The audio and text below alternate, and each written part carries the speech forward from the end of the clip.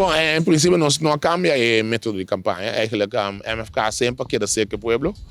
simplesmente não sabemos o lema mais hoje, que qual não sei lá que o pueblo sinta que nós são debate para não, caminha praticamente 8 anos em banco, 8 anos de oposição, não se brinca para não, todo dia, então muita quer fazer isso aí, não se quer ser que não sempre, então hoje aqui com tique inversão, nós vamos com a situação financeiro do país, hopi malu, que tem que inversão praticamente nós sempre demonstrar que tor nós também chega a ser quente, mas nós quer com ele seguro 8 anos largo, então ainda seguro em sua cabeça, bisa do dentro na chance. So na merece de porta dentro drive seat, bom essa minha cada dia com certo partido na de caso aqui partido par, tá na mano, também com tá bem foco, tá bem desemprego, tá bem seguro, coisa malu tá que passa no nosso país que se pode analisar não, tudo qual na toma como decisão para chegar na solução, tudo resultado malu, então também claramente que esse aí tem o povo hopi cansado, então esse aí também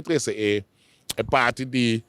tuna nós é sustento necessário, então esse aí depois com campanha, em princípio, quando está numa pergunta assim, uma como dele, que mais melhor, nós vai assim menos inversão comparado com 2017, então seguro nós vai sacar mais.